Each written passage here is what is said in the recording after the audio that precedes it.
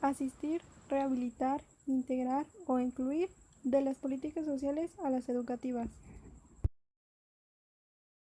La educación en este contexto es un concepto amplio que busca posibilitar que todos los alumnos adquieran conocimientos y desarrollen habilidades, actitudes y hábitos que contribuyan a su bienestar mental y social. La educación para todos se articuló a partir de un principio de acceso con equidad a la educación, mas no se habló de igualdad en la educación ni mucho menos de educación inclusiva, dejando un debate abierto sobre los estándares, el significado y las implicaciones de equidad. Esto fue lamentable, especialmente cuando años de debate y de la práctica habían mostrado que la equidad en la educación no ha significado igualdad en la amplificación de derechos humanos, en el caso de las personas con discapacidad y otros grupos vulnerables. Se identifica que de los 140 millones de niños y de niñas en el mundo que se encuentran fuera del sistema educativo, la tercera parte de ellos presenta una discapacidad. Esto ejerce una presión importante en la UNESCO para que realice un seguimiento de la incorporación de esta población en la educación.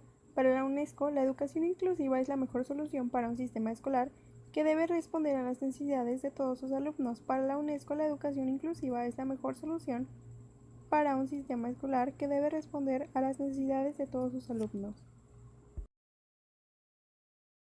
En 1990, la Declaración Mundial de la Educación para Todos de la UNESCO, con el fin de buscar la universalización de la educación, reconoció la necesidad de suprimir la disparidad educativa, particularmente en grupos vulnerables a la discriminación y la exclusión. Incluyó a los pobres, niños y niñas, trabajadores y de la calle, población rural, minorías étnicas, población con discapacidad y otros grupos.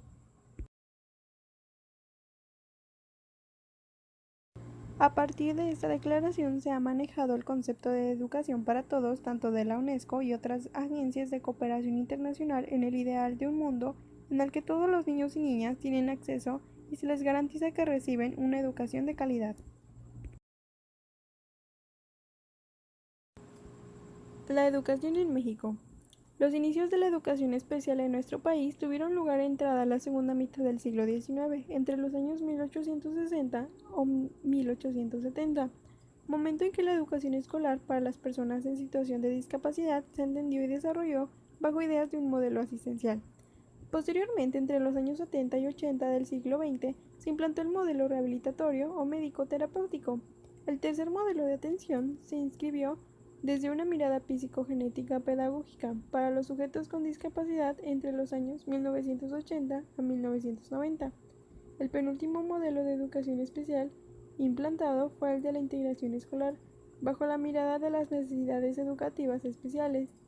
Y finalmente, entrando el nuevo milenio, los procesos de escolarización de personas en situación de discapacidad fueron circunscritos al modelo de educación inclusiva, que es justo donde nos posicionamos hoy en día. Modelo asistencialista. Comenzó durante el segundo periodo presidencial de Benito Juárez García, entre los años 1868 y 1872. En este periodo surge la educación especial en México y consigo las primeras acciones de escolarización para quienes fueron considerados como débiles y menormente dotados. El presidente Benito Juárez tenía como prioridad de su gobierno extender la educación pública gratuita y laica a lo largo y ancho del país. En 1943 se fundó la Escuela Normal de Especialización de la Ciudad de México, la primera institución formadora de maestros de educación especial en México y Latinoamérica. Creó el Ministerio de Justicia e Instrucción Pública. Este ministerio estableció la obligatoriedad de la educación escolar, su gratuidad y su laicidad. En este largo periodo se hicieron donativos económicos e inmuebles destinados a la instrucción para personas en situación de discapacidad visual, auditiva e intelectual.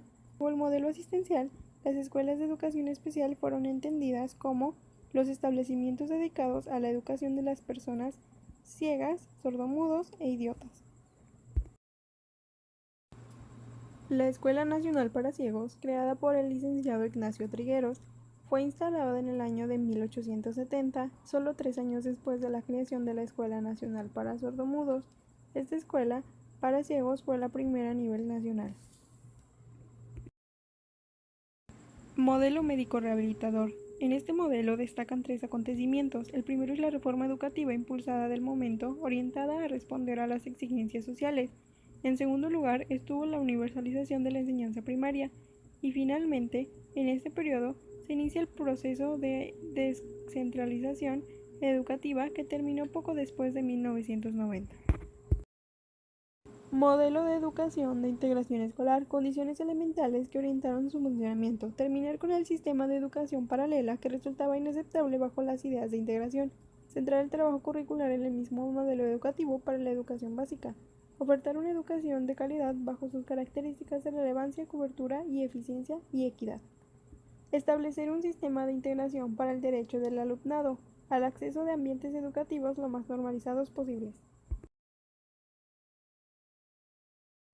Este documental histórico permite ver cómo han sido los procesos de construcción social y escolares de personas sordas, ciegas o con cualquier otra condición de vida diferente a la mayoría de la población.